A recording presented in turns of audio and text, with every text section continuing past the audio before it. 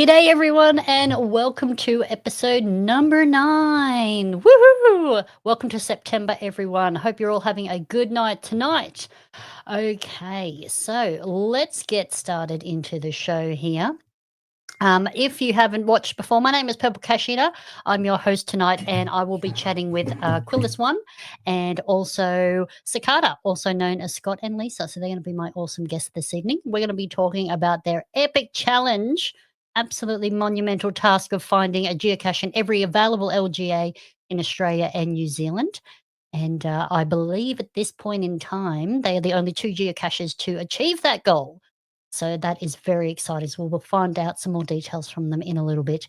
Don't forget, have a chat in the chat room with your geo mates. Remember, keep it PG. We do have children watching, so just be mindful of that as well. We've got another winner for the GDU calendar photo of the month competition for August. So wait until the end of the show till I reveal the winner of that one there. We've also got a couple of prizes to give away. So if you're keen, you can put your name into the draw. Just go to tinyurl.com/GDU wheel. Now, tonight's keyword is freedom with the capital F. It is case sensitive, so you'll need to put the capital F in. So just head over to tinyurl.com/GDU wheel, put in the code word of freedom, and don't forget to put in your caching name so I know who the winner is. And you'll be in for tonight's draw. So we'll show you what those are in a little bit later. Don't forget, you do have to be watching live to win a prize. So if you are watching the replay, I'm sorry, but it is too late for you. Okay, I'd like to give a special shout out and thanks to our sponsors. So thank you very much to Lainey at LK Consulting Group for the marketing, mentoring, and also the coaching program.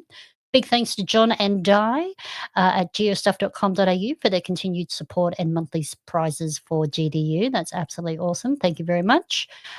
Big shout out to C. Michelle SMS. He handles the audio editing and some video editing for GDU as well. And also shout out to my mum for supporting the podcast as well. Thank you very much. Don't forget, head over to tinyurl.com/GDU wheel. Pop in the keyword tonight, which is freedom. And you can go into the draw for tonight's awesome prize. So let's jump over into the chat room and let's see who is joining us live this evening. I see I've got a few names here. So let's go through the list. Alrighty, we've got Throsby Church. Welcome. You're not at work, so you can join tonight. That's awesome. Oh, look out. We have got Tank Engine in the house. Welcome, mate. We've also got Oz Fox joining us live. We've got Jolie Loves Treasure joining us from Canberra. Thank you very much. We got DTY. We got Scramping. We got Not Lost One. We got Jono Morbs. Thank you very much. We got Minnie K. We've got Darkside Jen. He's joining us live as well. Thank you very much. CP Wanderer is also joining us on YouTube. Thank you very much. We've got Isa Peter. We've got Hev Walker. That's awesome. We've got Doomy16 also joining us live. Richery is in the house on Facebook. Thank you. Who else have we got? We got Gail joining us on Facebook. Thank you very much. The Tree Whisperer. Thank you for joining this month. We've also got Julie Richards Fox on Facebook. And we got Sky Lizard. Yay, Sky Lizard joining us as well. G'day, Minnie K. And we got Sharmad. Woohoo! Thanks for joining us. Let Them Eat Cake is here. We've also got Found It Podcast all the way from Sweden. Thank you very much for joining us live. Mama Bear and the Cubs are also joining us live on Facebook. Thank you very much. Thank you, everyone, for being here live. Don't forget, if you get the chance to discover this episode, you can do so with the code PMBQ4D, just up there in the corner of the video there. We've also got Dusty Jesper Jet also joining us live as well. All right, well, we've got a big show, so I will not hang about too much, but let's get into our show and we'll get the show started. Welcome to the show! Geocachers, muggles, viewers, and listeners. Over to you, PCE. Let's get on with the show! Couple of familiar faces there. Love it. All right, let's get on to the Aussie and New Zealand events on our way. So next cab off the rank is literally on the weekend. So we've got the Wagga Wagga events. And it is a Wagga community celebration event. That's on this weekend, which is the 12th to the 14th of September. There's going to be lots of types of events, lots of all types of events over a 10-day period. So it's a big one, that one. But the ones that GDU may be at are on the 12th of September. We've got GCB8YEN. That one's on at 6:30. The next one is on the 13th of September. And that one's at 8:15 in the morning, and that one is GCB96NP. Also on the 13th of September, we've got GCAW0JJ. We've also got GCAXFX1. These are some tongue twisters. GCB96BM, GCAWORJ, and we've got also GCAVZ3B. That's on the 14th of September. So if you have organised to pick up any previous winnings, Cosmonaut 97, part of the GDU crew, she's going to be at some of these events above. So we'll have your tags and your coins or your prizes. So if you're heading to the Wagga Community Celebration events this weekend, keep an eye out for Cosmonaut 97. She will have prizes on her person to give to you. So thank you very much. Okay, next one after that, also in October this year, is the Sunshine Coast Block Party, which is GCARTY0. If you're interested in attending that one, head back onto YouTube or Facebook and check out our show last month where we went through with Sharmad in great detail as to what's happening for the event. Very exciting. It's going to be a big one there at the Sunshine Coast University. That's going to be held on Sunday, the 5th of October, and that one is GCARTY0 on the sunny coast. Following on from that, we have down in South Australia, I believe, yes, GCB2EW2, and that one is the Nest for the Silver Magpie Social Block Party, which is celebrating the 25th anniversary of geocaching. So if you can, that's on December 6th. So you've got a couple of months to get organised for that one. That is down at The Nest in Playford in South Australia. And this special event celebrates the silver anniversary of geocaching right in the heart of prime magpie season. So you're welcome. Whether you're an experienced geocacher or just beginning your adventure, this event brings together geocachers, enthusiasts, and local explorers alike. So if you're in the South Australian vicinity in December, head on down to that one. Next big event after that is the Tassie event. That one is GCAZTAZ, and that is the Tassie event on the 7th to the 8th of March. That's in Sorell in Tasmania. It's 10-minute drives from the airport, 25 minutes from Hobart. So, I mean, if you can get to it, that is the 7th to the 8th of March next year.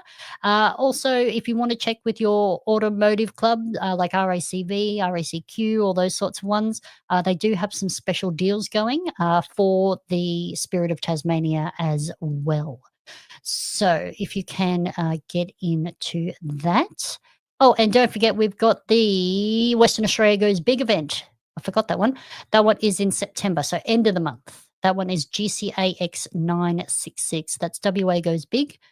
That is from Friday the 26th of September through to Monday the 29th, and that's in Mandurah. And they usually put on a really good event from what I hear. So if you can, get over to Western Australia and get into it. Western Australia Goes Big. Apparently it's going to be good. All right. In terms of souvenirs, we've still got the block party running for the whole year. We've got the community celebration event if you manage to host one or get to one. We've got the digital treasures. They're still ticking along. We've also got the hider themes. We're in between the hider themes at the moment, but the next one will come out in October. So we'll let you know what that one is there. Don't forget the locationless cache, GCA 2025, where's 25, the locationless cache. Just need to find an existing number 25 in the real world and post for that one. We got a gift coming up in November, so we'll give you a few more details about the gift as we get closer. But in the meantime, let's get into our travel bug race update. So I do have a special guest joining me live tonight, so we can get a detailed report. So let me bring Patrick on stage. G'day, Patrick. Thanks for joining us live. Sorry. Good evening in Australia, right? It is evening here, but morning for you, I believe. It's lunch, so Lunch. I'm my tummy is empty, but I'm ready to report the Wonderful. TB races. All right. What news have you got for us? Yes, let's begin with Sweden to Australia, or GC9N0. Oh, sorry, TBA4VF0. A lot of numbers, a lot of letters. That is. Yes, the most recent log was the 2nd of August, and at least it is leaving. So it is now in Lomma, that's southern part of Sweden, about 500 kilometers from me. And that is close to a city where I actually spent a lot of time during my time as an elite sportsman, as a young person. Yeah. Okay, great. Loib placed it, so let's go to Lomma and, well, at least let it leave Sweden. So, That would be good. yes, the cache is GC9N06K. So, New Zealand to America. It is still in British Columbia, Canada. At least it is the right continent. And R&D placed it in the geocache GC7D6XC, close to Harrison Hot Springs. So let's hope it at least goes over the border and closer to see my shell. That's right? it. Absolutely. Yes. And the TBAKGDE, everyone knows what the problem is. The America to Australia. What See My Shell did not mention in the last report was that the TB ran out with our maxed out credit cards plus a huge bill from the hotel. So right now it is wanted by the GCHQPD. Who knows? Maybe See My Shell will send a new one that doesn't break our credits. Well, yes. Send help. So it is marked as missing then. It is, yeah. Okay, and the one with the most happenings, Australia to Sweden, TBANZX8. So the most recent log is in Kujawsko-Pomorski. That is Poland. Wow, I'm glad that was you pronouncing it and not me. It was very close to win because it was in Malmö. That's about Yes. 600 kilometers from me. So this is an upcoming Netflix documentary called The TB Race. So this is a well-traveled TB. After a trip to Iceland, Cancel picked it up in Denmark the 24th of August and brought it to a long trip through Poland. I think it is like about 50 logs or so. Yeah. Visits. And So- how many kilometers has that one done? Like, it's done a fair few. Oh yeah, I missed out on that. Sorry. Oh, you're right. It's done 48,295.8 kilometers. Yeah, mine has done 500 kilometers.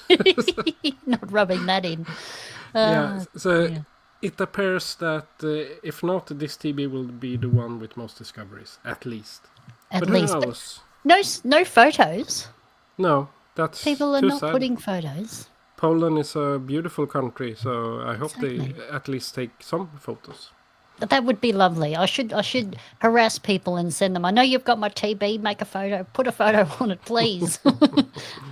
That's Yes. awesome. Well, thank you for your time, Patrick. Really appreciate your update. While I've got you here, though, we've also got a little postcard here from Bonnie. If you want to let us know what's been happening with Bonnie.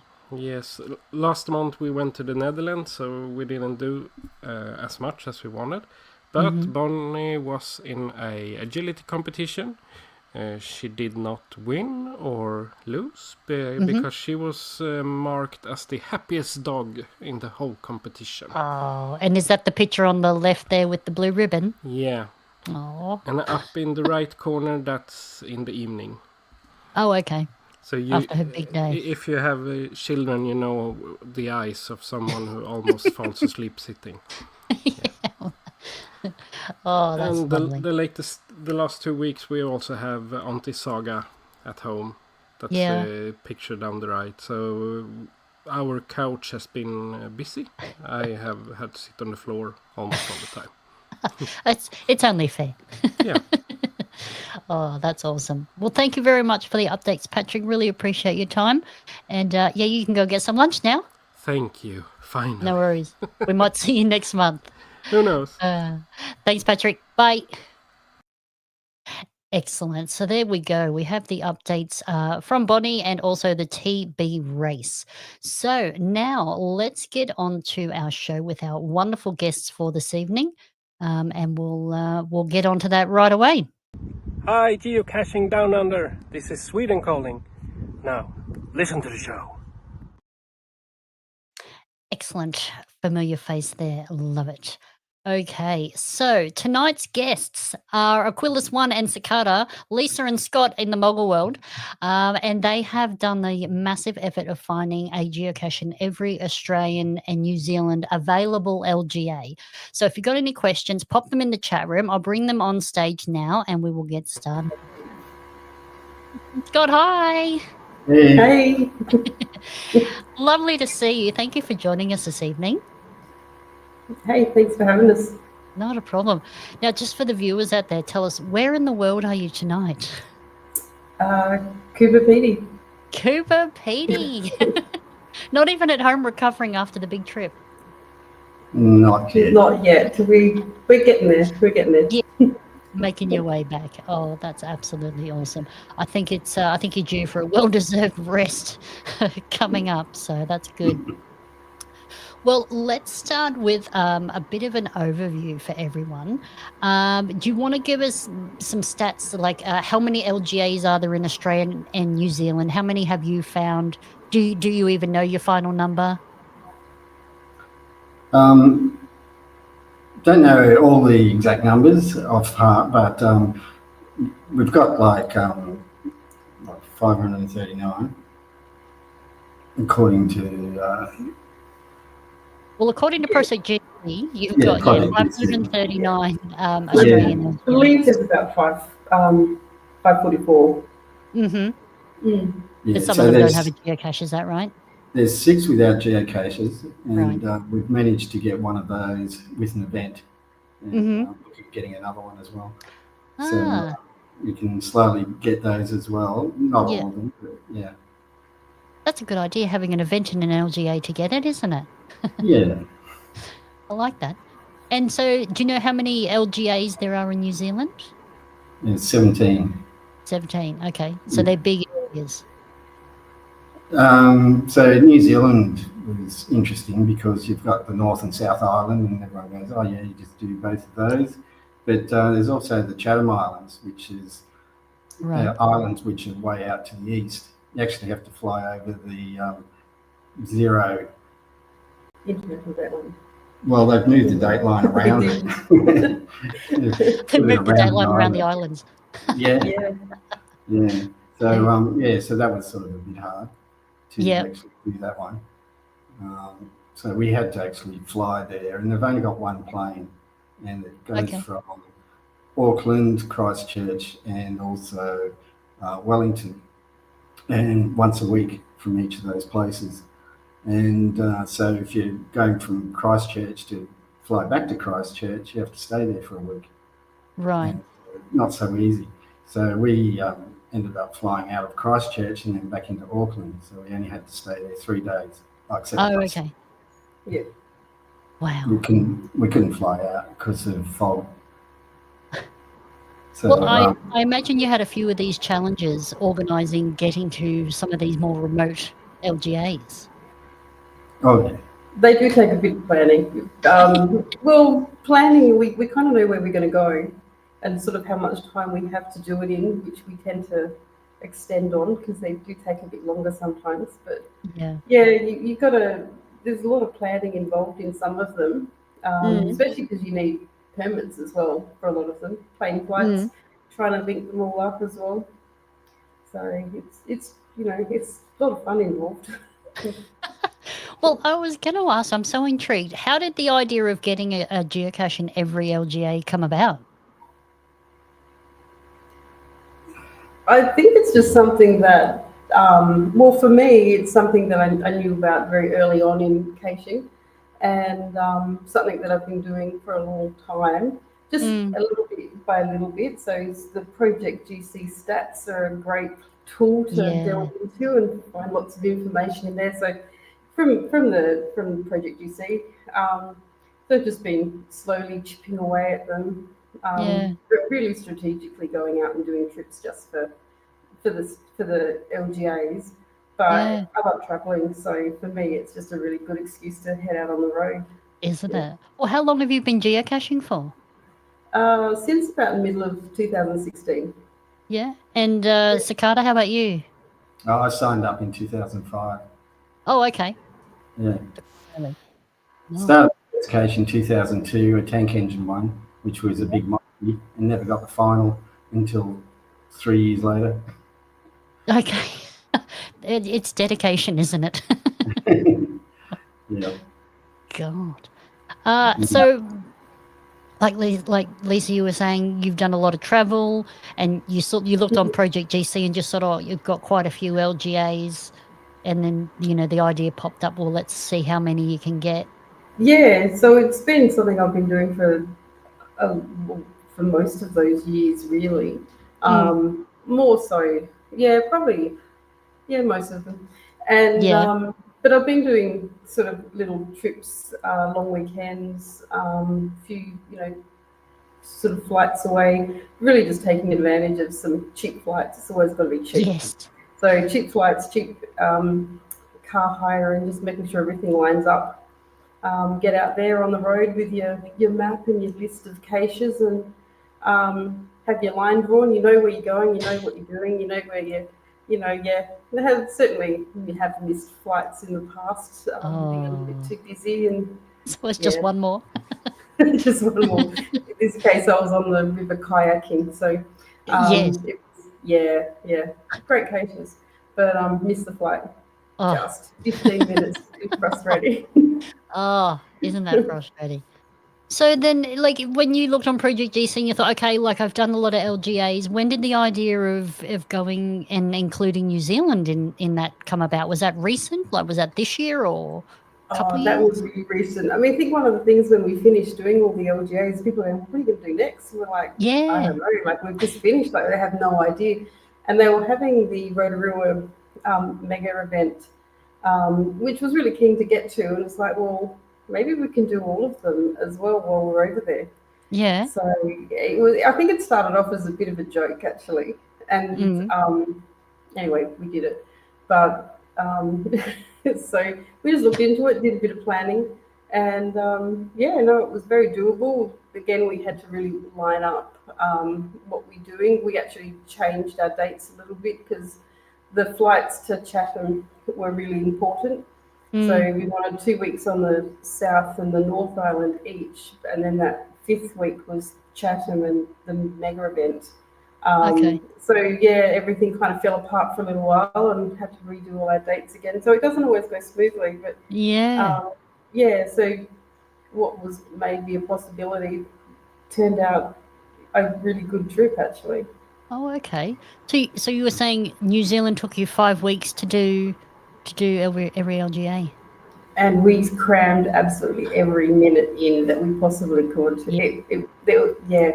We were on the road and pushing hard to get that done. We saw. Did you limit yourself? More challenges. Oh, you did? Yeah. Well, we were talking to NZ about it, and he said, "Oh, well, there's a challenge to do the North and South Islands, or the LGAs." We went, "Oh yeah, we'll get that while we're on there." And said, "Oh, and there's another one where you can get 25 in each." And so, okay. So not only going to every LGA, but getting 25 caches in each one. Well, that was my next question: was do you just find one cache in every LGA and move on, or try and are you get finding at least multiple? 2? Yeah. Sometimes they split and different things like that. So try and get one in the middle and one on the edge or something like that. Try not to get the one on the first one in. There's always that fear that they may change borders. LGAs do change on occasion. I think there's a conversation recently about a merged LGA that's separating and they're going back from 1 to 2. So you hear about it, you wonder about it, but it can actually happen. But we try not. There are some that only have one, but if at all possible, getting more than one is really important.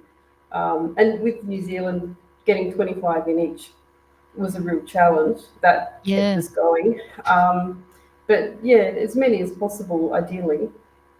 And did you find out about that 25 in each LGA challenge early on in your trip or before you went, or hey, we were always already partway through your trip? It was before we went. Okay. So we had that in mind, so which was a really good thing to know before we went, that we were doing the CAN series as well. We it's not just getting LGAs, so we like the challenge caches. We're doing the CANs series in New Zealand as well. I love virtuals and earth caches. So there's lots of things, and some of them can take a while to do. Well, I was just going to ask you about the planning. Is I can't, apart from the travel plans, how do you even start planning for the trip? Like the actual geocaching, like you're saying, you're looking at different challenges to incorporate not just LGAs, you're doing others as well. I just, just like DTY says, what handy tips would you give to someone who wants to attempt such a crazy endeavor? Just get out there and do it, just one at a time, just, you can do these things. They don't have to take a lot of time. They don't have to even cost a lot of money. You can build them in. My parents live in South Australia, and 1,100 kilometres. I think I know every different route there is to get there because I've added in a new LGA line on the way through. When you're on holidays, just check out your maps and just see what's around. There might be, you'd be surprised, especially in the cities, how close they can be. But yeah, just it's a bit of craziness for sure. I like to create lists, and so I have lists of everything that's a priority to me, and make sure that I have sort of anything that's older than 2002, as well as virtuals and challenges, maybe some of the favourites as well. That's usually in the second list. So then I've got my sort of high priority list that must do, and then my second list of great to do, and then sort of the rest. And try and get everything offline. So I've got all my maps offline. I've got all my caches offline, because there's so many times when you just don't have any reception. So I nearly failed that one first time going across the Nullarbor. Only had caches up to the checkpoint at Western Australia, and I had problems getting through there because it was the end of COVID, and you had to go through lots of red tape to get through. And I had to buy all this Wi-Fi time with the local roadhouse to get all of this paperwork done. And I eventually got through and went to sort of the next little town, which is 10 k's down the road, Euclid, and checked on what cache to do next and didn't have any. And so I went back to the roadhouse, but I had to go through the checkpoint again. And so I didn't want to do that and go through all of that rigmarole. So I parked the van on the Western Australia side, got out and then walked through, and it was like quite dark. It was past sort of 9 o'clock or something. And they've got like a dozen cops as well as all of the quarantine people, and they see me walking out of the darkness towards them going, who the hell is this and where did they come from? And they're all got masks, and then I've got my mask, and so it's kind of a very weird thing. So I had to explain, I just need to do some more Wi-Fi, and so they said, okay, you can sit there, don't move any further. So I quickly downloaded it all and walked back through and kept going. Oh, gosh. Well, like, Lisa, you say you've got your things that you like to chase, and Scott, you've got your priorities you like to chase. Do you sit down and talk and be like, okay, obviously we can't do everything, otherwise we're going to be in one LGA for 5 weeks by itself, let alone the whole trip. So do you sit down and you plan, okay, what would we like to do? What's possible? What's in our time frame? What can we reach? Yeah, we definitely work together with it. And I mean, luckily we kind of like the same sort of things. And, we're also doing the multi-calendar at the moment, finding multis on particular days, which is a bit challenging as well. But our calendars can almost guarantee never line up. Yes. So it's just working together and just going out there and you will be driving along the road going, and a lot of it's timing. Do we have time? Do we make the time? And it's not just about the caching. Obviously, I like the earth caches and the virtuals because they take you to really cool spots. Scott's really into that as well. So that's really good. We're pretty happy to just do what we need to there and just work together and do that. I mean, when we go away, before we leave, we don't really look into it a great deal. We'll have a rough idea what we want to do and which way we want to go, but then we sort of just ad hoc it as we head through as well and go to places that look interesting. So we've planned a certain thing, but not to the minute. That we're pretty. It's not pretty locked in stone. What we do. Yeah. We don't want to miss out on stuff. So it kind of comes along as we go along as well. Yeah. So how did it? Sorry, go. We actually have to leave caches behind often. Like I've got one left in Cubapedia that I haven't done, and there are no caches between here and Northern Territory and Port Augusta. Right. They're all done. And they're all done. Yeah, I want to get a cache every day, so that makes it hard to do as well. It's like the Nullarbor is also cleared out, and so I have to do one at each end and do the whole trip in 2 days. It was kind of funny today, actually, coming down past, I think it's Minterby, and there's 2 caches for the LGA. And we did it a year ago, and it was we were passing back through going, I thought I was never going to get up here. We made a special trip to do it, and I've been past that same spot 3 times now. So 3 different trips. So you think you're not going to get to these places, then you end up you do, and So you don't know, do you? No. So how did it come about that the pair of you joined up and have been, caching buddies for years and decided to do this epic challenge together? How did that happen? It was actually the geocaching event. And we're at an event, and I was just sort of chatting with one of the people across the other side of the table, and was saying, I'm actually, because we were joking about maybe I could do a streak of how many states and territories in a year. There's a challenge where you can get every state and territory in Australia in the same calendar year.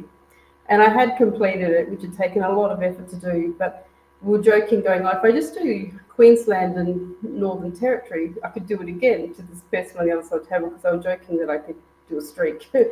Not doing a streak of it. But and that's where Scott sort of piped up and goes, I'm actually heading up to Darwin. I'm going to go do these caches up there, which were East Arnhem and Wadeye, which are pretty remote and pretty difficult to get to. And I was like, and I knew all about them. And so we started just having a conversation because we both knew about these caches. He said, you can get yourself up there. Any case saying blame Fitzy 1965. It's Fitzy's fault. But so it was just a bit of a conversation that has happened very randomly. So I did go up and do those, and we've done many other things sort of since and on that trip as well. So once we started getting to some of the really hard caches, and we did get a few on that trip, which we didn't think we would get at all, they're very, very challenging to get to. It sort of spurred us on a bit more encouragement to go, well, actually, maybe we can stop and do a few of those other ones. So it was a big trip last year that we did that. We got a lot more than we expected we were going to get to, definitely. Have you found that just throughout your journeys doing the 2 countries, you sort of the task seems monumental and you think, it's really hard, we're probably not going to do it, and then something happens and it just spurs you on and you think, no, we definitely can, let's keep going? Have you had a few of those moments? I think we sort of have things that get in our way, but we just work through them. So I don't think we've ever thought we wouldn't get them, because we knew that there's always been things that could stop us. We've had car troubles, there's always something. Flights might not work. We got ourselves bogged in on Chatham Islands. We couldn't leave So there's things that don't always work up, and some things come really down to the finite minute of you've got to get this plane here to get to a place and get back, and they can go wrong. So we thought we may not, and the conversation did come up at one point. Do we spread them out? Do we do them all now? Do we work really hard and push through, or do we save them and do them over a lot longer period of time? Mm-hmm. But there's some of the LGAs out there only have one county in them, one page. Yeah. So if something happens to those, chances of them coming back are not great. Yeah. So hadn't actually set like a time frame, but just as quickly as possible. It wasn't so much quickly. It was just to a focus. It just happened that because we were doing a circuit, we could just detour through, and we just kept going. Yeah, because about that time I didn't have that many to go, and Lisa still had a heap in Western Australia. And so when we went up to the tip, there was a Torres Strait one, and the only way to get that is out on islands. And so we sort of got into the situation, and I just thought, oh well, leave that to another time. And Lisa's going, we're already here, let's figure out something. And so we went and spoke to the lady at the van park, and she goes, I talked to the lady in the crop tent. And I went, who's that? She goes, oh, you'll know when you pass it. There's a crop tent place. And we went there and we had a chat about what we were doing. And she said, oh yeah, I'll look into that. Go up to the tip, and when on the way back, call in. And on the way back, she had some phone numbers for us. And Lisa chased those up for half a day. And eventually we had a way of getting there. And we went, oh, great, let's do it. And, okay. So you've actually had help from locals and whatnot in organising it? A lot of it. The local people are great information. In this case, this local person managed to find us a geocacher who had a helicopter. So it's been like the ultimate dream of who's got a helicopter. I don't want to walk up that hill, but to actually find someone, it was just great luck. It wasn't something we intended. It was just chatting away with people about what we're doing. And in that case, they were, we explained what we were doing, and they were just so invested to get us there. So they just did everything for us. They contacted the local council. They got us permits. They got us permission to be there. It was and the cache itself was just a really ordinary cache, but it was the only one that we could access. That one had two that you could get, but again, they're all on islands. And it was just the most incredible experience. So it was definitely worth it, And to have these people backing you and really behind you was pretty amazing.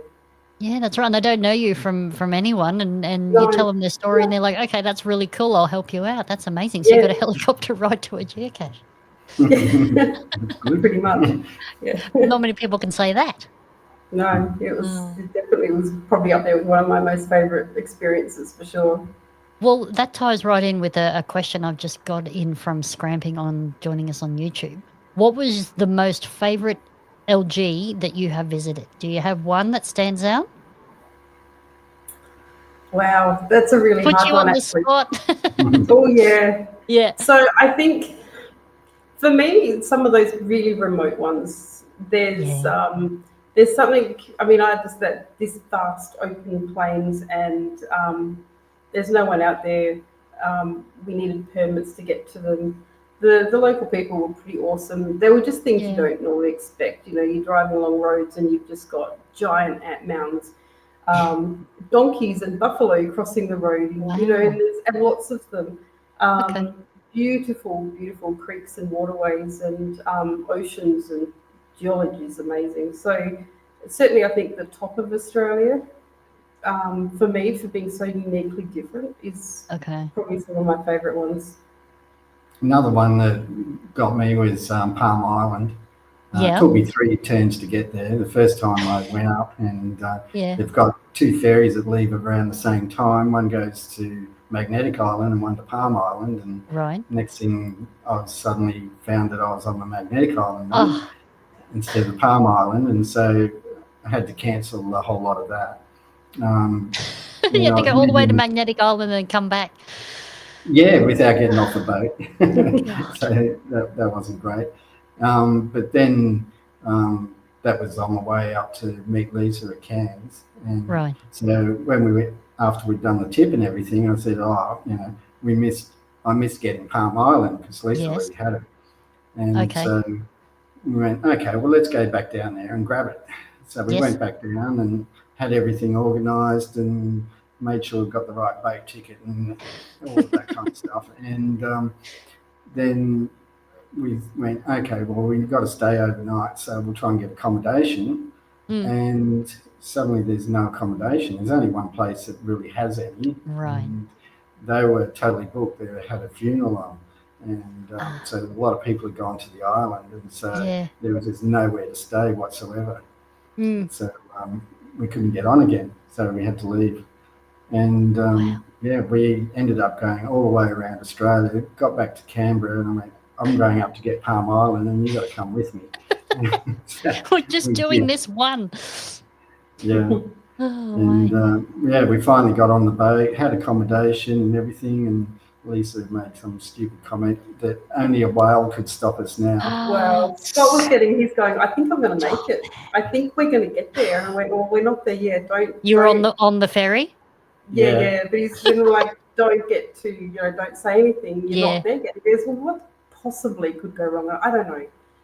A whale we might run into a whale. He's like, okay, that's never going to happen. Yeah, well, it did.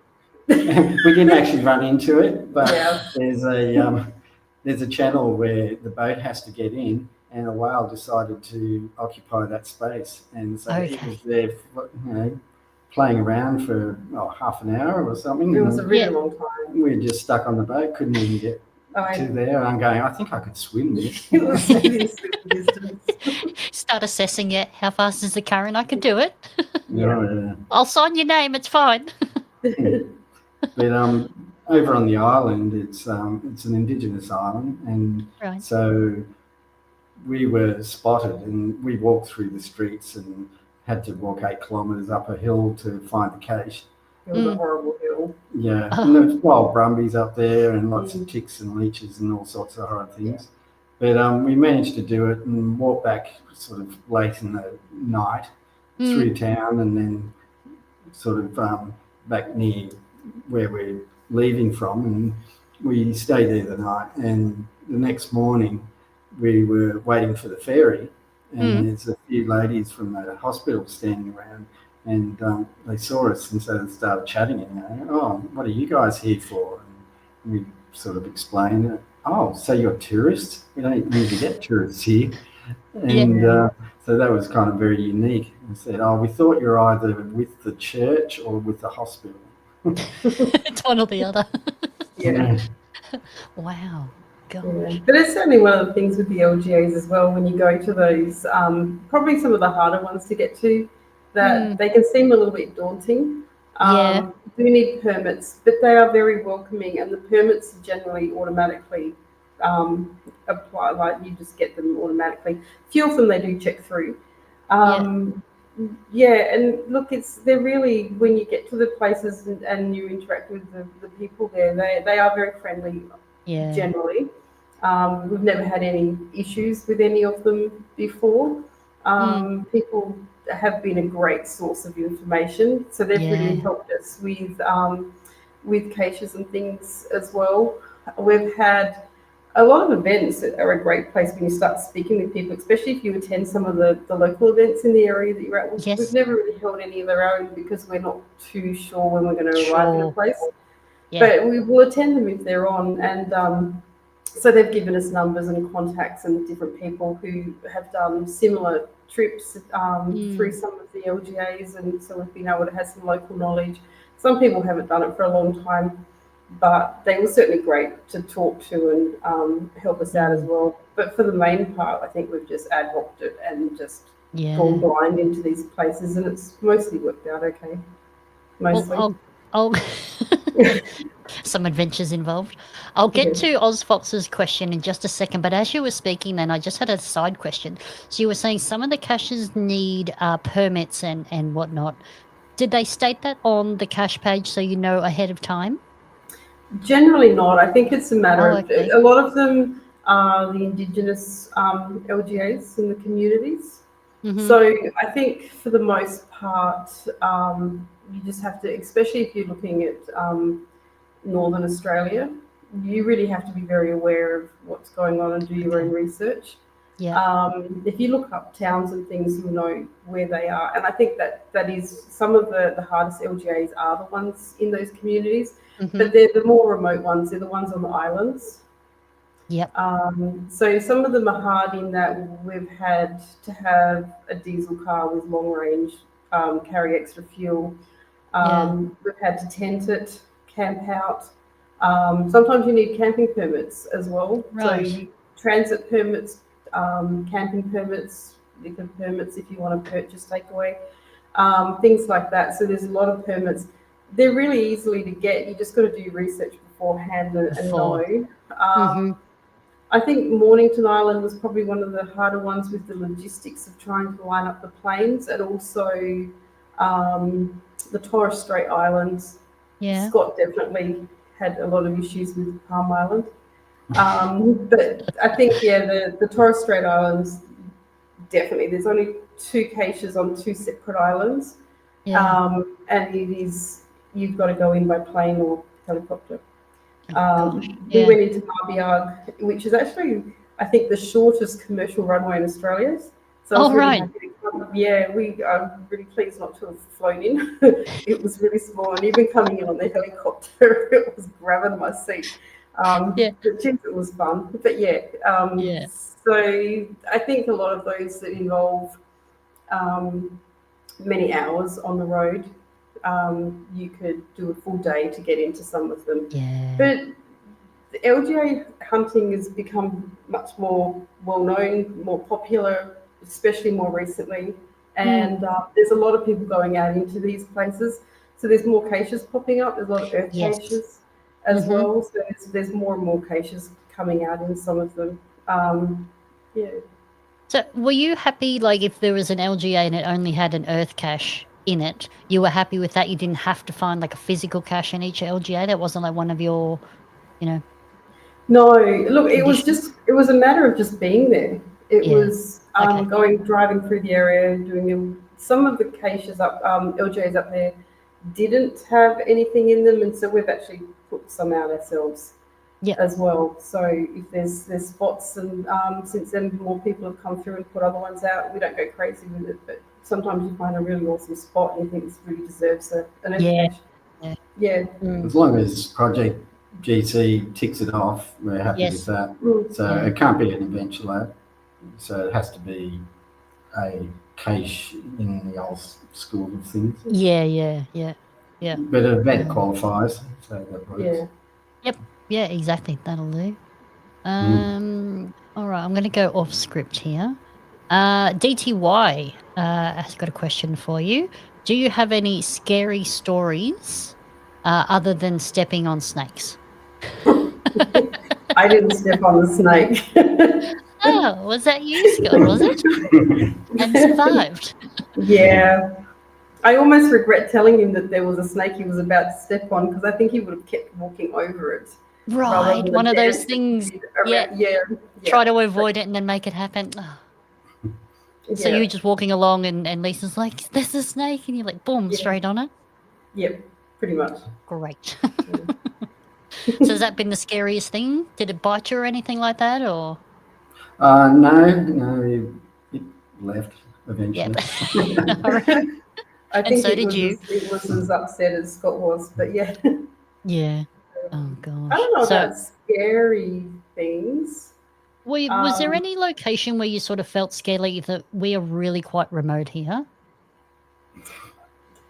Probably. Well, we've certainly had those moments that I'm not so much chasing the LGAs, but we've just done a trip just recently through the deserts, and we were really remote. We had quite a few 100 kilometres in both directions.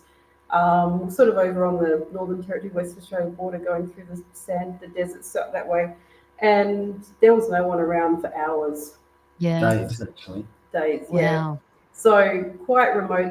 There were some communities out there, but again, they were a long way away. So if something went wrong, we were in a bit of trouble. We travel with the sat nav now, the Starlink. Yep. So we have a Starlink. So if there's trouble, we can at least get in contact with someone. Hopefully, yeah. Somehow. Except when the car didn't start, like there was no power. So that was like, we've got zero power, and our Starlink runs off a cigarette lighter. So right. Then now you got zero, nothing, no communication. Right. Oh, okay. I didn't realise it ran off car power. for 24 hours. So it's like, ooh, this is not good. Wow. Yeah, but all the bumps on the road, the corrugations and stuff, and play up the battery. Right. Okay. All right. Well, I could talk to you for hours, but let's go through some of the photos you shared with us because there's some good ones here. So we'll start off with the first one here. So let me just put that up on the screen. This is a lovely photo of you, Scott. Right. That wasn't, Scott was taking a photo of the cache and didn't realise that the camera had things turned on him and took that photo. The cache's eye view of the geocacher movie. Exactly. What the cache see. That's like North Queensland where there's lots of green ants. Oh, really? Sticking your head in the bush is not a great thing. Funny. And then this one I quite like. It looks like a little door in a tree with an ammo can that you found in. That's one of Roy Murch's down at Denmark in Western Australia. Okay. He goes to amazing like engineering to create a lot of his caches.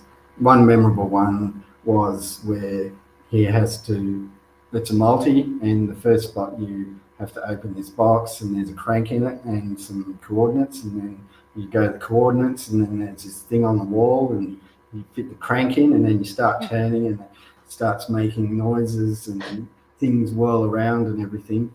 Yeah. And it was at a men's shed, and so all these people just came out to find out what was going on, and some bloke goes, "Hey Roy, someone's playing with your toy."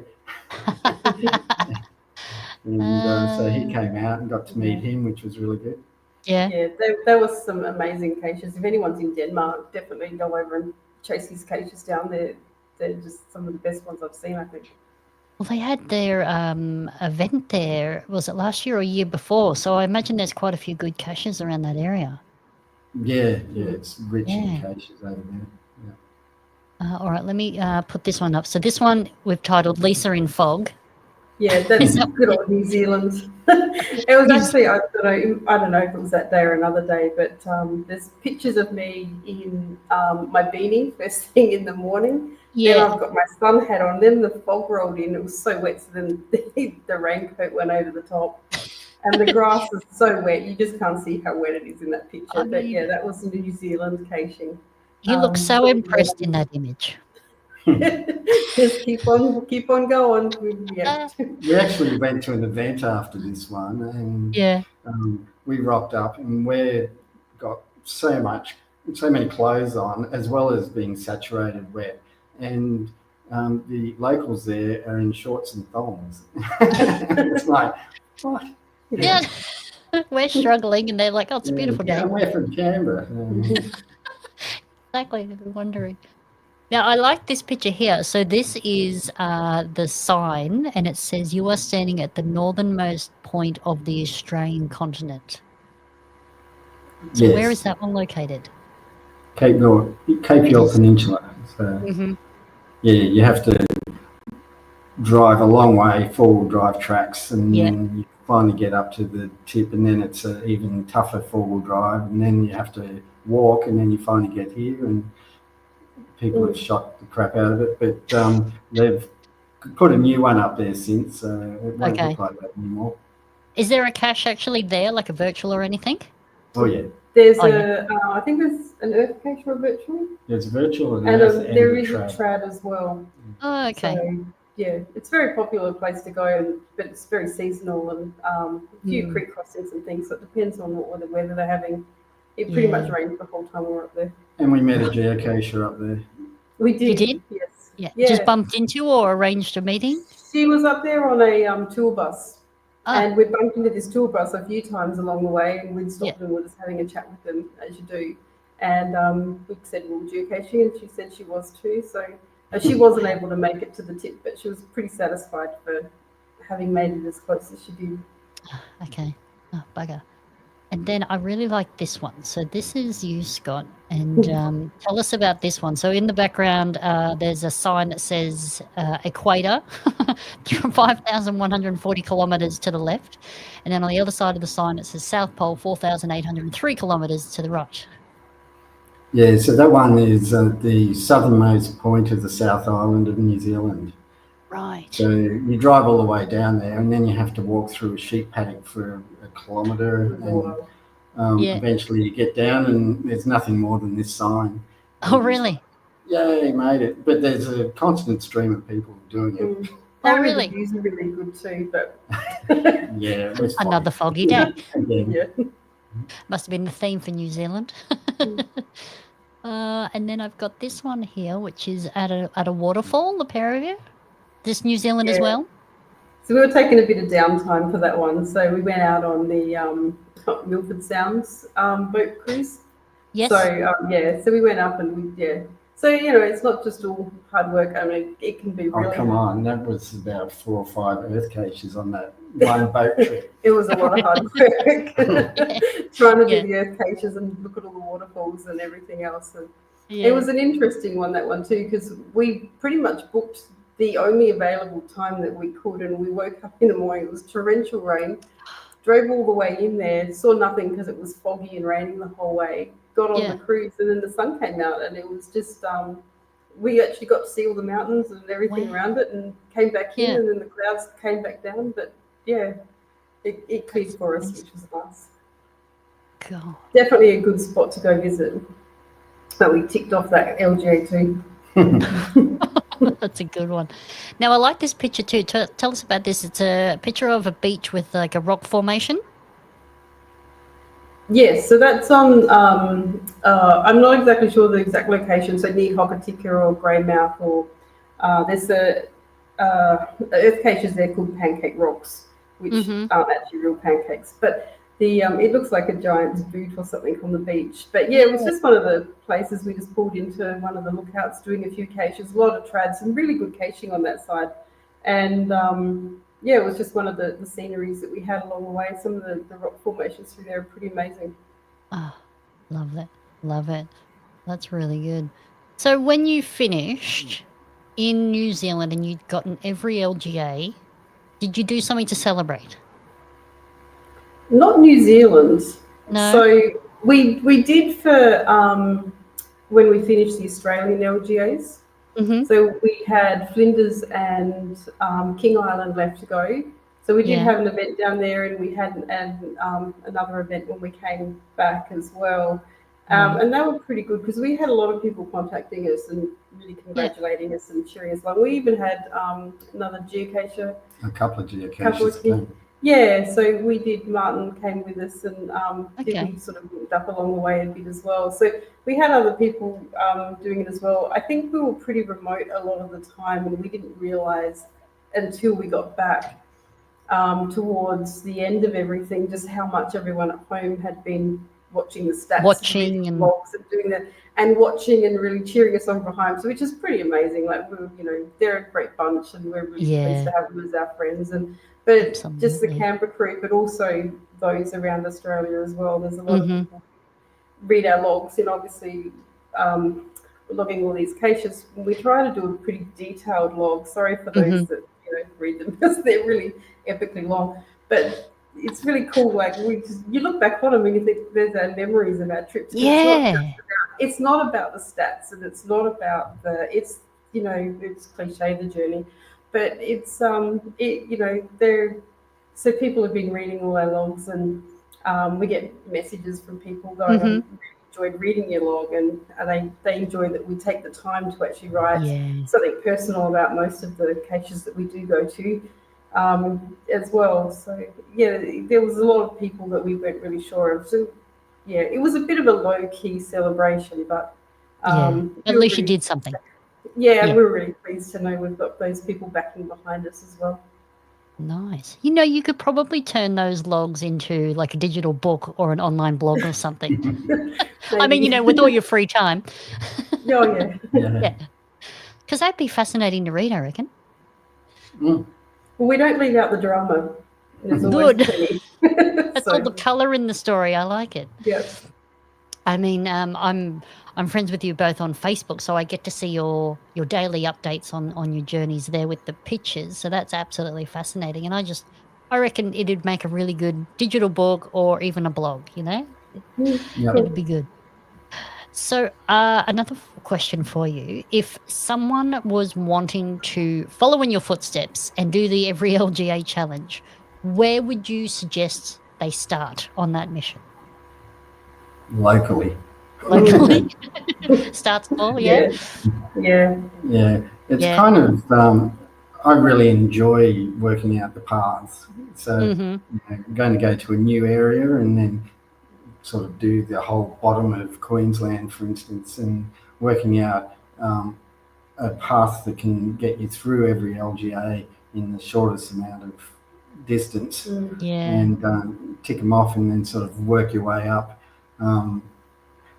But also, you know, you want to make sure that you're not just doing it to tick off the LGAs. You got to go and see what each place is about. Yeah, don't just race through to the geocache and then carry on. Like, enjoy the place. Yeah. Because like I was looking at US and all the LGAs that got over there, or counties as they call them, and you know, they've got like hundreds in each state, and so and they're all very tiny and would take a lot to appreciate each one. And in those ones, you probably just tick them all off. But some of the harder ones are not always the remote ones. Like Sydney was difficult for me. I ended up taking my caravan through there. And so I sort of approached it from the bottom. I'd already done a fair bit of it and worked out everything that I didn't have, and then went through the CBD at 3 a.m. With the caravan. With the caravan, and it was raining, and I went down a one-way street. Of course. And had to reverse the van out because it was a dead end. And, in the dark, in the rain, Yeah, and it was a very posh street on the North Shore. But anyway, managed to get through that, and then popped out the top sort of about 7, 8 in the morning, and had the lot done. And it was like, that was really good. Exactly. I think if for anyone else who wants to do it, just go into Project GC and have a look at the online maps there, and they show you the borders. I think even some maps show you where the county lines are. And you're heading out, you know, like, don't be afraid to just duck over an hour or two and pick one up, because you just don't know what's you find along the way. There's some pretty amazing places just by chasing the LGA, and again, like from what Scott said, when you're doing those maps and you're following the lines, you're picking your best roads and best paths through. They're probably not places you would go, but you're looking for the most easiest route through. So just you know, one at a time. Do a few weekend trips, go exploring. You know, I think that's good advice. Start small, start local. Get the feel for it. Like I said, there's quite a bit of research involved in some of the bigger ones and the more remote ones, and ones on islands and whatnot. So sort of build up to those sorts of more difficult ones. And with the Project GC map, it's best to sort of filter down to state level, because it actually takes a while to refresh it. And once you're at state level, you can click on any LGA and it will bring up every cache within that LGA. Oh, okay. And so you can actually start to choose which ones you want to do before you even leave, if you want. So I presume a paid subscription with Project GC then? I think that part is a paid part. Yeah. But if you want to chase them, it's probably the better. It's not that much. It's a worthy investment. And it's really cool when you see your Australian map and each little LGA you go to colours it in. So it's like, you know, sometimes I collect fridge magnets and also the little colour. It's like a little colouring book, but it's your souvenir of where you've been. It's really kind of cool. Yeah. There was a comment that popped up before, actually. It's a really good point that when you're looking at the map for LGAs, you've got to zoom in because there are some which are just little towns which can be their own LGA, and they're really, really tiny. So Warrnambool's got one, I think. Okay. Jervis is one. There's down near Geelong, the very tip. You go past and there's one down there. They're all over the place, but there's some they're really tiny and they're really, really hard. It's like Damuji, which is a cache within a LGA within the LGA. Yeah. Up in the Gulf of Queensland, Gulf Cup area. Well, that's a good tip then. Zoom right in so you don't miss one. That is fantastic. Okay. So I think that's all the questions I had for you. And you already blew my last question out of the water. What's next for you? Because, I mean, you know, it's an ongoing thing. So got a question here from Helen. Can you share the project GC code for LGAs, and are there other state or territory-based challenges? I don't know off the top of my head Question. what that would be. Oh, yeah. So I'd imagine there'd be challenge caches out there. But, yeah, you'd have to search for them and find them. DTY would like to know, how long are your daily streaks, daily find streaks? Mine died a long time ago. Bambi went in. Yeah, no more. But Scott, you're on one now, aren't you? Scott's on one. Yeah, because I've been travelling for 3.5 years. So I started to get a cache every day, and then it was like, because you're just travelling, and then suddenly it's like, wow, I've got quite a few, and then it's like, well, I don't want to miss any, so yeah, I'm now up to 1,300, something like that, 1,300 and something. When it comes to the trip planning, that really comes into where we stop and where we don't go as well. Yep. So, is there a cache left? Yep. I imagine you've got a few stories where it was a bit dicey and you thought you were going to lose the streak. Your location? Chatham Island was a good one. We got fogged in and we found all but that last one. Yep. Yeah. So we had to stay an extra day. Yeah. There was one that we hadn't gone and got because it was the closest one to the hotel. And so it was just a walk that we were going to do. Yes. And then when we found we couldn't leave, it was like, well, we can't do it today. We've got to get that tomorrow. Yeah. So we've got to go on a bigger adventure today. Yeah. So we got it. Good. Nice. It's close. But It was close. But he got there. Lots of close calls. Yeah. Like today, left Alice Springs. I went, well, I've got to get one in Alice Springs before we leave, just in case we don't get to Port Augusta. And sure enough, we're at Coogapedi. Yeah. And there's no cases. So there's one out in the desert, but I'm saving that for later. Right. Good. All right. Well, I will leave it there, guys, but don't run away. Stick with me. It's been absolutely fascinating hearing your stories and sharing your pictures with us. So thank you very much, both of you. Really appreciate it. Thanks. Thank you. No worries. I cannot imagine taking on that challenge. It just sounds huge to me. So thank you very much. All right. If you do have any more questions, chuck them in the chat room, but we will move on now to our video photo of the month and announce August's winner.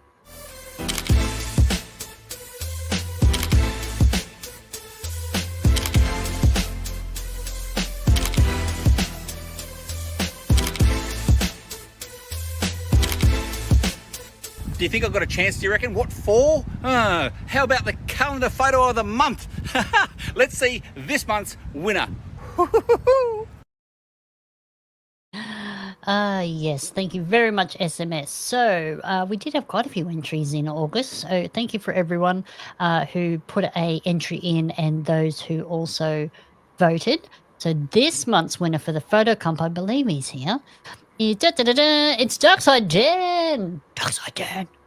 And this is his winning photo here of a spider web with some dew on it. So he was on his way to or from a geocache for this one, I believe. So you can see that one coming in the 2026 calendar. So congratulations, Dan. If you would like to submit a photo into our photo comp, this post here, this lovely collection of images from past entries, is this month's photo comp. So head over to Facebook. It's pinned to the top of the page, and submit your photo. You do need to be the owner of the photo or have permission from the owner. I would love to see your geocaching adventures, not just the view. So if you can, show us some funny happenings or some shenanigans of your adventures while geocaching. So thank you very much. Head over to Facebook and submit your pictures there. Now we'll get on to everyone's favourite part of the show, and I believe we've got a couple of prizes here from geostuff.com.au. So let's get on to our prizes. Hi PCE, it's Allied Oz here in Wajak Noongar country, also known as Perth, Western Australia. My friend and yours, John and Di from geostuff.com.au, have some prizes for you. Very generous, as they are every month. Let's see what they are. Thank you very much, Allied Oz. Alrighty, so Lisa Scott, I'll get your help with this. So prize for this evening is a Block Party 2025 Geo coin. That is the front and the back picture there. And a 25 years of geocaching sticker, very generously donated by geostuff.com.au. And we have 2 of these packs to give away. So hopefully you've had a chance to go to tinyurl/GDU wheel, pop in your details there, and we will add you to the wheel. So let me just share the wheel. Oh, I can't do that because I can't see. Okay, so let me just share my screen. Hopefully you've all had a chance to put your name in the wheel. And we will... Not that one. Technical hitch, please hold. All right. So, that one there. Okay, here we are. Wheel of Names. All right. Everybody loves the wheel of names, so let's get started. Let's start. Lisa, give me a countdown from 3, and we will get the wheel spinning. 3, 2, 1, go. Meow. Who is it going to be? Hopefully you've all had a chance to get your name into the wheel. And who is that? Who is that? It's Jackie Geocacher. Woohoo! Congratulations, Jackie Geocacher.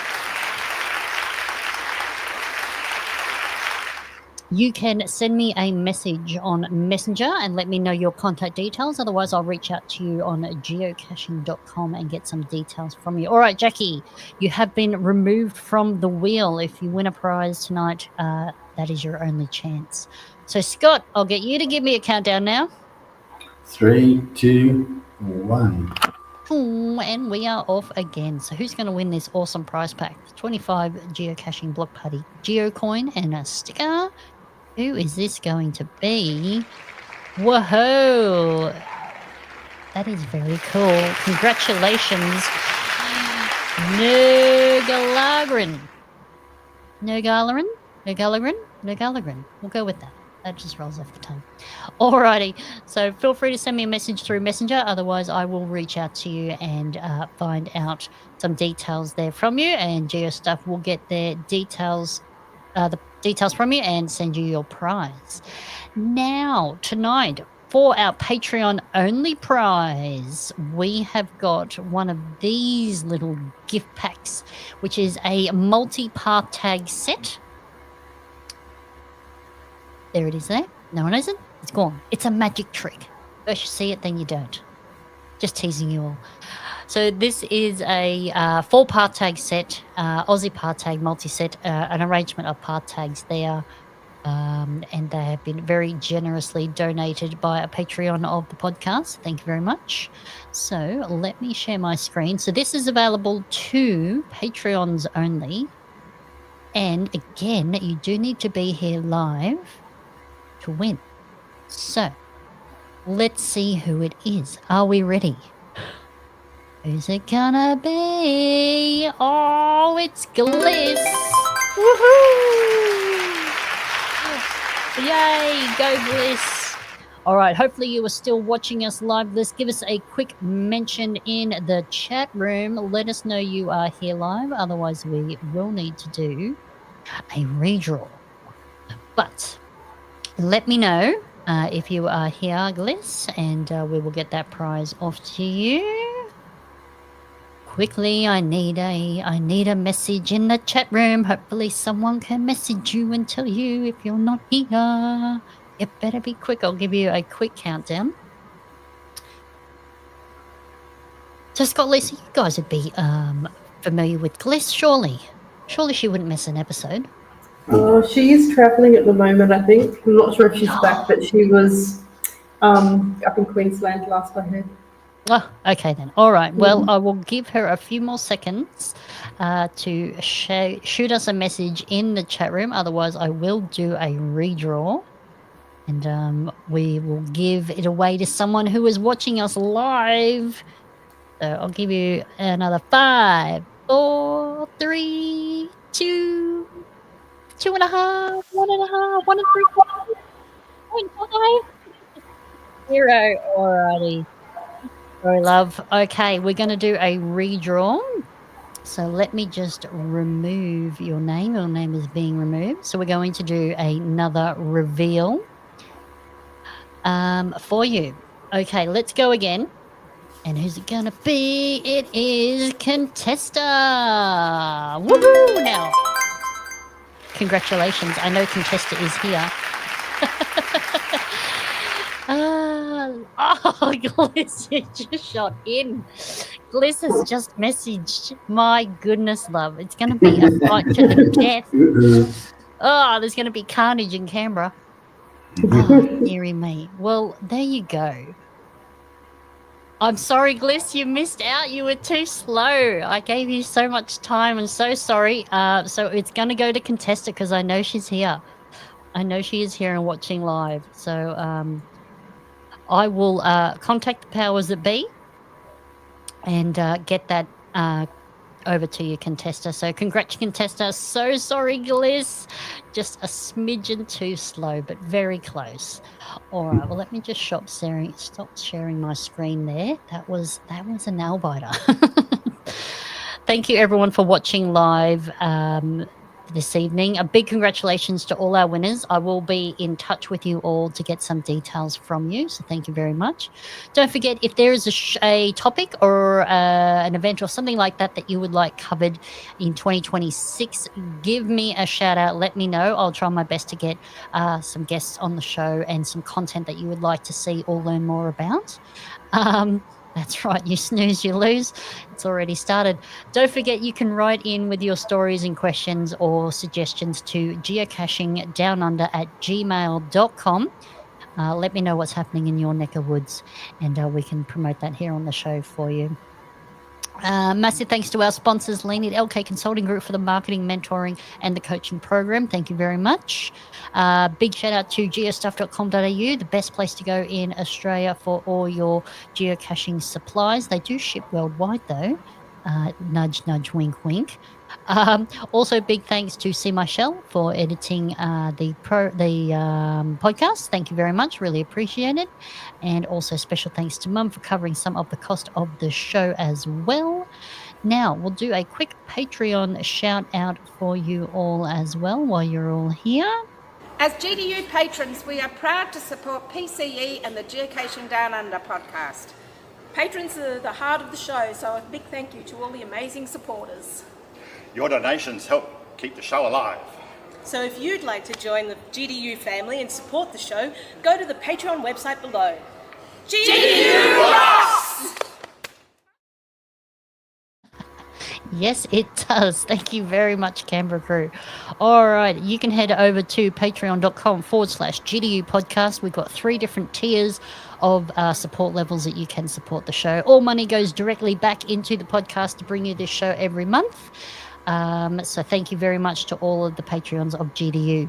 Quick shout out to See My Shell, Kitty Catch, Kingfisher AU, Snappy Tomcats, Julie, Darren Archer, DTY73, Wollaston, Found It Podcast, Team Casho, Hev Walker, James0116, Darkside Dan, Scramping, Mighty Minions, Lee737, Contesta, Gliss, Allied Oz. Who else have we got here? We've got, I've lost my place on my sheet. There you go. Arnott Family. We've got Cosmonaut 97, Ice Peter, Oz Glory, Roddy C, a young older fella. We've also got Tank Engine. There he is. Bernie H, Burns345, Chook and Chunk, the People's Choice Award winner. Ben M70, Strange Trousers, Shorefoot24, Bucko Radar, DFC JLK 2019, Angel G, Mama Bear 66, Toy Hunters, Duppers, Sacada. That sounds familiar. And Sky Lizard. Thank you very much, everyone, for being a Patreon of the podcast. Your donations ensure that the podcast continues. Without you, I couldn't do it. So thank you very much. Big thank you to all the viewers and listeners for watching live. Really appreciate you being here live. That's what all the effort goes into, to hopefully give you a bit of entertainment once a month. So thank you very much. Don't forget, you can watch the replay on YouTube or Facebook. Or if you don't want to watch, you can listen on all your favorite podcast apps. You can get it at any of those apps where you get your podcast from. Big thank you again, Lisa and Scott, Aquilus1 and Sacada. Thank you so much for spending the time tonight and sharing your stories with us. Thanks for having us on. It's been absolutely fantastic. So thank you. Really appreciate that. Don't forget, if you would like to watch live, our next show is on the 14th of October, the second Tuesday of the month, 7:30. Well, let's go with New South Wales time, because we're about to go into daylight savings. So if you could convert from daylight savings to your time, I believe we will be in daylight savings for the next one. So if you look on YouTube or Facebook, it automatically converts to your time zone. Don't forget to put a reminder on for a notification, and it will tell you when we are going live. So don't forget, I'm PCU from GDU, and remember to get lost, to get found with GDU.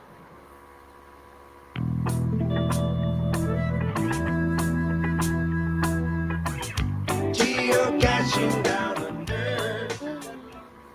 There we go. So that's the audio out. Let's see who's still hanging around the chat room.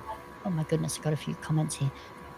Okay. Yeah, Contesta, you were here. Gliss, I'm so sorry. Just a smidgen slow. You probably got 15 missed messages on your phone by now.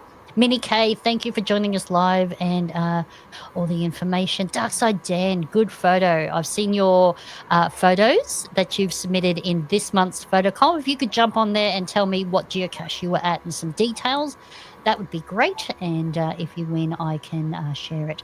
Dunkin' Donuts 123, thanks for sticking around. Oh dear.